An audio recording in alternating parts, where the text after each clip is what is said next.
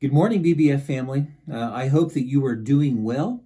I hope that you are joyful, even despite the changes and uncertainty that are no doubt swirling around in your lives right now. I'm certainly grateful for technology such as this that allows us to communicate with each other. In fact, I'm amazed that I could go virtually anywhere on the planet and not lose cell phone service. And that got me thinking that's a lot like Christian joy. Christians have a joy that we do not lose access to. We could be anywhere on the planet. We could find ourselves under any set of circumstances, and yet we still have access to this joy. It's a transcendent joy. It's a joy that's above and beyond circumstances. It's a joy that cannot be changed by circumstances. And that's because our joy is attached to Jesus. And the truths about Jesus never change.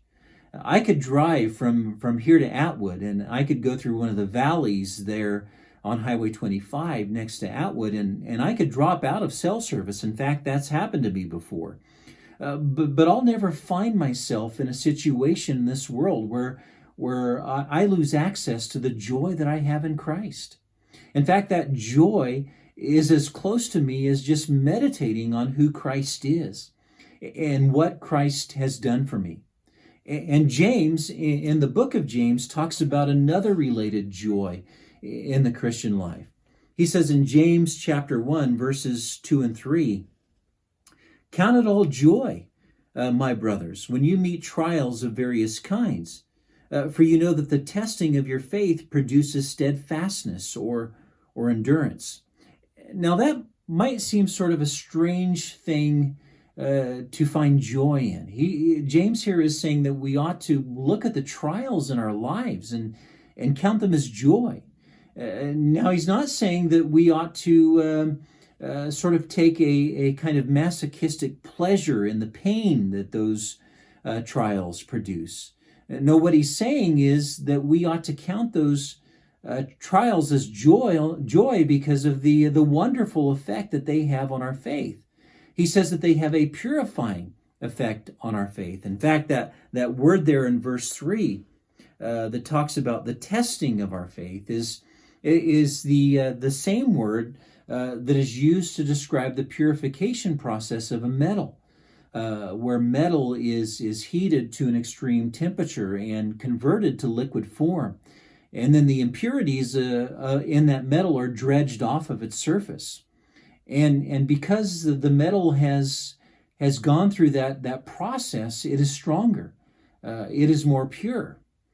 And James is saying trials in our lives serve that same purpose for our faith. Our faith is made stronger. Our faith is made more pure because of trials. There's something about going through a trial that causes our grip on Jesus to grow tighter. And because of that tighter grip, we have a greater certainty that our faith is real. And we have a greater certainty that what God promises us through Jesus is real as well. In fact, there's a sense in which you really never know that your faith is real until it's been tested like this.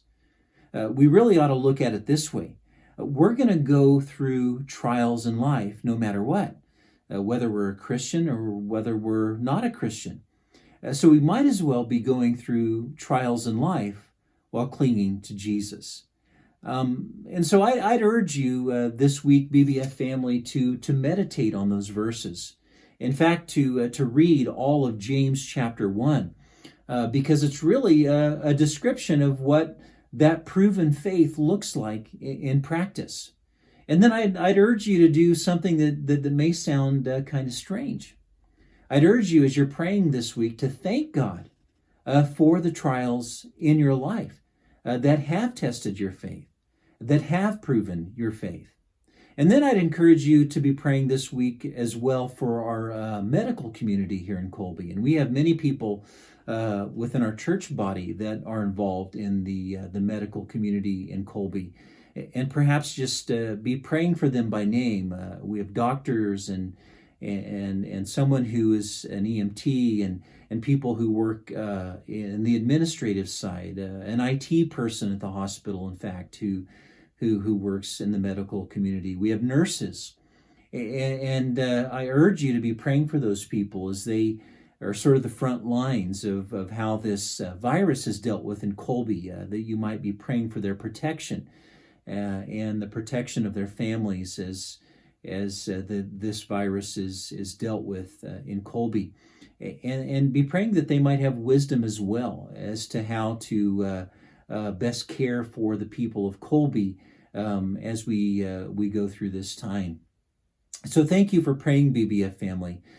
Once again, and thank you for loving Christ. Thank you for loving each other, and thank you for hoping in God. And may God bless you this week.